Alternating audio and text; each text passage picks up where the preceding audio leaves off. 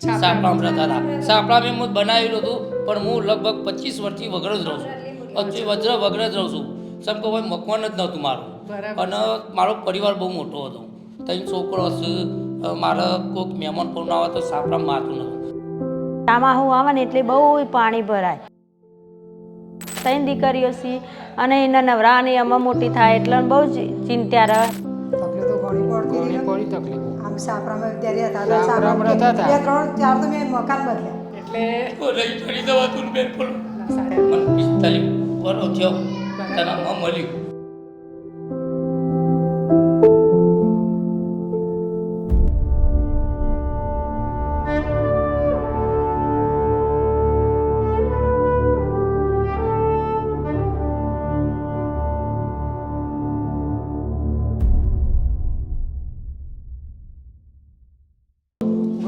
ઘણી ખુશી કારણ કે મકાન જ નથી ને અમારે તો બહુ સપનો બહુ અમે પેલા એ કર્યા ક્યારે મકાન અમારે બનશે એવું. અમારે નાવા ધોવાની બહુ તકલીફ પડતી હતી. અહીં બાયલી કોર સાપડાના બાય કોઈ ખાટલા મેલીએ, કોઈ ચાદરો નાખી. મારું પોતાનું ઘર થાય અને ઘરમાં હું ગૃહ પ્રવેશ કરું ને એની સાથે બીજા 5 પરિવારો જેમની પેઢીઓમાંથી કોઈ પાક્કા ઘરમાં રહ્યું ન હોય અને પહેલી પેઢી પાક્કા ઘરમાં એમના રહેવા જાય એમાં મારે નિમિત્ત બનવું છે. આ વાત કરી અમારા વિરલભાઈ શાહ. આમ સાઉદીમાં રહે છે અને ખૂબ સારું ઈશ્વરે એમને ધન સંપદા આપી, કમાયા ઘણું બધું, પણ એ એવું માને કે ધન સંપદા કમાયા પછી ફક્ત હું મારા પોતાના માટે જ વાપરું તો એ તો સ્વાર્થી વૃત્તિ થઈ. ઈશ્વરને હું કેવી રીતે ગમું? એટલે એમણે જે કમાય એમાંથી ખૂબ બધું એ અન્યોના કલ્યાણ માટે વાપરે. જીવન અંજલિ થાજો, મારું જીવન અંજલિ થાજો, ભૂખ્યા કાજે ભોજન બનજો, તરસ્યાનું જળ થાજો. આ પ્રાર્થના એમની બહુ જ પ્રિય. અને સાઉદીમાં એ ખૂબ સરસ ઈશ્વર કૃપાથી એ ઘણું બધું કમાય અને કમાય એમાંથી ઘણો બધો ભાગ સત્કાર્યો માટે પણ વાપરે. દેલવાડા છે ગાંધીનગરનું અને એમણે નક્કી કર્યું કે 5 પરિવારોને મારે ઘર આપવું છે. તો એમાંના 4 પરિવારોના ઘર અમે બાંધ્યા. આજે એમનો ગૃહ પ્રવેશ પણ કરાવ્યો. વિરલભાઈની વાતથી હું આ વાત એટલા માટે કરી રહી છું કે આપણને બધાને પ્રેરણા આપે એવી વાત છે. કરોડો અબજો રૂપિયા નથી કમાતા, પણ જે કમાય છે એમાંથી આપવાની ભાવના રાખવી એ બહુ જ મોટી છે.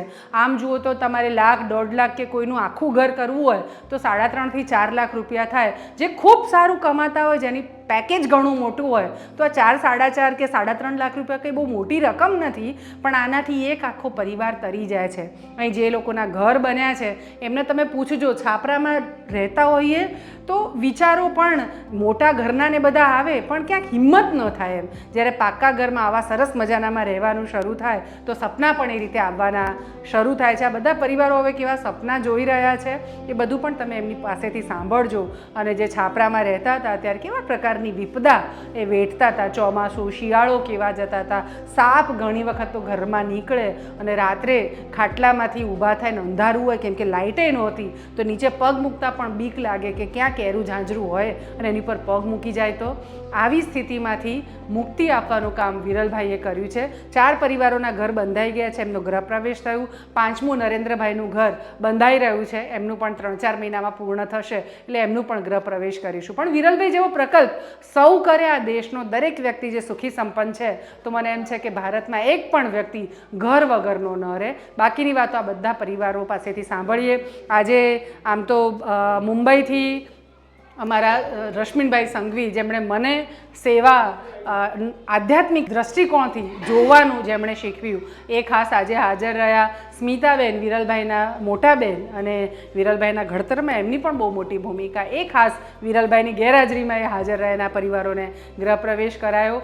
એવા શ્વેતા સૂરજ, વાસી ફાઉન્ડેશન ઘણા કાર્યોમાં અમને સપોર્ટ કરે. એવા જ ગિરીશ સાંઈવે એ અને આખા દેલવાડામાં અમારા બધા પરિવારો છે એ પણ બધા ખાસ હાજર રહ્યા. આજે ગૃહ પ્રવેશ માટલી મૂકીને 4 જણાએ કર્યો અને ભગવાન ગણપતિ આગળ પ્રાર્થના કરી કે ખૂબ બરકત આપજે અને સુખી અનેક લોકોના જીવનમાં એ લોકો પણ બની શકે એવી બુદ્ધિ અને સાથે સાથે સંપદા પણ આપજે.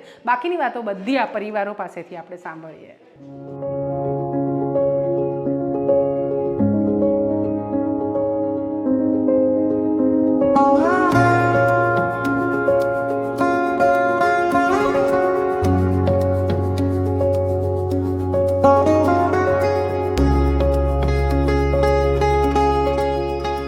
મકાન ક્યાંથી સબંધ થઈ ગયું. બસ મકાન નતું ને તે સગાઓ કહેતા કે ભાઈ તમારું ઘર નથી, તમારી છોકરી ક્યાં રહે? બરાબર છે.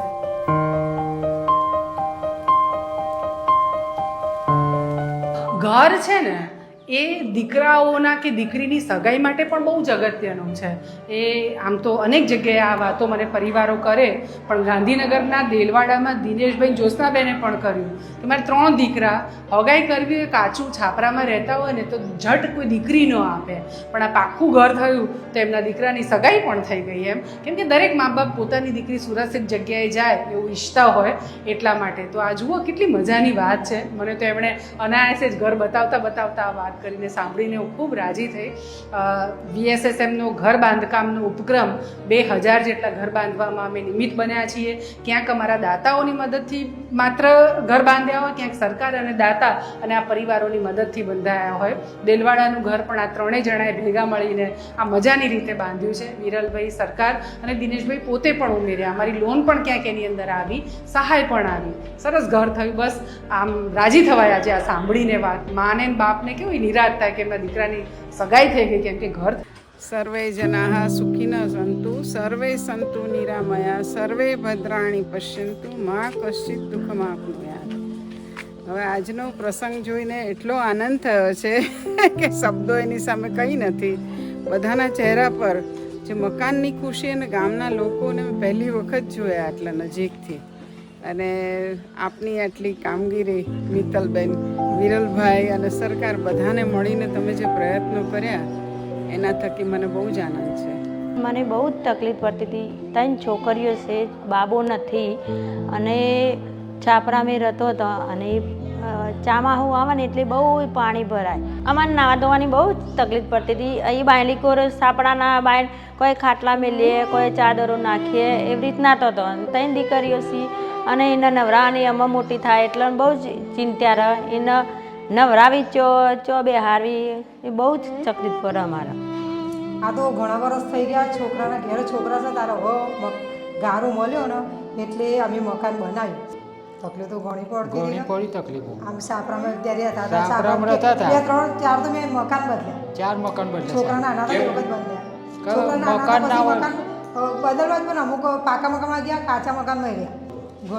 ઘણી ખુશી કાકા મકાન જ નથી ને. અમારે તો બહુ સપનો બહુ અમે પેલા એ કર્યા અમે સપના ક્યારે મકાન અમારે બનશે એવું. અરે મિત્તલબેનને વળી સહાય કરી અને આવાસ યોજના પ્રધાનમંત્રી થોડો લાભ મળ્યો. હું આવી ત્યારની મને વગર જ રાખી છે. મને કોઈ દાડો ઘર બતાવ્યું નથી. એવું તમે છોકરાના ઘરે છોકરો જો તો મી ઘર નથી બાંધ્યું. છોકરા ને છોકરો, એક છોકરી ને એક છોકરો પહેરાયો, મેં સાપડામાં પહેરાયો. સાપડામાં પડ્યા. અચ્છા, બરાબર છે. બોલો. પણ તમારા પ્રતાપથી અમારું બધું ઈશ્વર છે ને એ તમારી સામે ધ્યાન રાખીને જોઈ રહ્યો છે. એટલે રહી થોડી દવાતું બેન બોલો. સાચી વાત. પણ ભગવાને જોયું, થોડું મોડું જોયું, પણ જોયું અને આજે થયું. અમને બહુ આનંદ છે. મને 45 વર્ષ થયો તને મળ્યું. ઘર એક જ વખત બંધાય છે એવું અમે અમારા પરિવારોને કહ્યું. એટલે તમે પોતે પણ આમાં ઉમેરજો. એટલે તમે જુઓ કેવા મજબૂત મજાના ઘર બાંધ્યા છે, ઊભા રસોડા કર્યા છે એમણે. સરકારની મદદથી પ્લોટ મળ્યા. પ્રધાનમંત્રી આવાસ યોજના અંતર્ગત મકાન સહાય 1,70,000 રૂપિયા એમને મળી, પણ 1,70,000માં કાંઈ ઘર ન થાય. અમારા વિરલભાઈએ પણ મદદ કરી અને એની સાથે સાથે આ પરિવારોએ પોતે પણ ઓછીના પાછીના કર્યા, ક્યાંક અમારી પાસેથી લોન લીધી અને એમ કરીને આ ઘરમાં નાખ્યા. અને એમણે કીધું કે એક વખતે બંધાઈ જશે ને પછી બાકીનું તો ધીમે ધીમે કરીને ભરાશે. આ સાહસ છે, પણ કોઈ પડખે ટેકાવાળું હોય ને તો આવું સાહસ કરી શકાય. એમણે કર્યું એટલે આવા સરસ મજાના ઘર થાય. ભવિષ્યમાં ઉપર બાંધકામ કરવું હોય તો પણ આ પરિવારો કરી શકે એવું મજબૂત આ ઘર એમણે બાંધ્યું છે. બસ ઈશ્વર એમને ખૂબ બરકત આપે. સરકારે આ પરિવારોને સપોર્ટ કરી. દેલવાડામાં હજી ઘણા પરિવારો છે જે રાહ જોઈ રહ્યા છે, એમને પણ ઝટ પ્લોટ મળે ને એ પણ ઘરવાળા થાય એવી. વિરલભાઈનો આભાર અને સરકારનો ઘણો ઘણો આભાર. પણ હજી જે ઘર વગરના છે એના ઉપર સરકાર ધ્યાનથી નજર પાડે એવી પણ ઈચ્છા. ઘર છે ને સુરક્ષા આપે. આજે દેલવાડામાં અમે 4 પરિવારોના ઘર બાંધ્યા, સરકાર અને અમારા સ્વજન છે વિરલભાઈ શાહ એમની મદદથી. પણ બહુ મજાની વાત, હું કનુભાઈનું ઘર બંધાવ્યું એને જોઈ રહી હતી ત્યારે કે અહીંયા એક માળો પક્ષીએ મૂક્યો છે અને કદાચ ચકલીનો માળો હશે. પણ એમણે જે મજાની વાત કરી કે આવું સરસ મજાનું ઘર બાંધ્યું, એમાંથી એમણે માળાને હટાયો નહીં. એ એમણે એઝ ઇટ ઇઝ રાખ્યો, કેમ કે એમને ખબર છે કે ઘર ન હોવું એટલે શું, એની પીડા શું. એમ હું તો કહું છું કે ઘર સુરક્ષા આપે છે, સન્માન આપે છે, અને એટલે જ કદાચ આ પક્ષીના ઘર ન હોવાની પીડા એ સમજે છે, એટલે એમણે આ માળાને પણ અકબંધ રાખ્યો. આ અમારા પરિવારો છે જે સંવેદનાથી ભરપૂર છે, અને આપણે સૌ ભેગા થઈએ અને આવા ઘર વિહોણા તમામ પરિવારોને ઘર આપીએ ને સાથે સાથે આવા અબોલ જીવોને પણ ઘર આપીએ. કેવી રીતે? તો જેમ અમે ગ્રામ વનો કરીએ છીએ, હજારો લાખોની સંખ્યામાં વૃક્ષો વાવી અને ઉછેરવાનું કરીએ છીએ, તો ત્યાં પણ એમને ઘર આપવાના કાર્યમાં તમે નિમિત્ત બની શકો. મોટું ઘર કરવું હોય તો 3.5 લાખ, 4 લાખ રૂપિયાની અનુદાનની જરૂર પડે, પણ એક વૃક્ષ 300 રૂપિયામાં અનેક જીવોને આશરો આપી શકે છે. તમે આ સૌ કાર્યમાં અમારી સાથે જોડાવ એવી શુભ ભાવના, અને કનુભાઈ ખૂબ સુખી થાય. એમણે આની આંતરડી તો થરતી જ હશે, એમ એમની એ ઠરશે.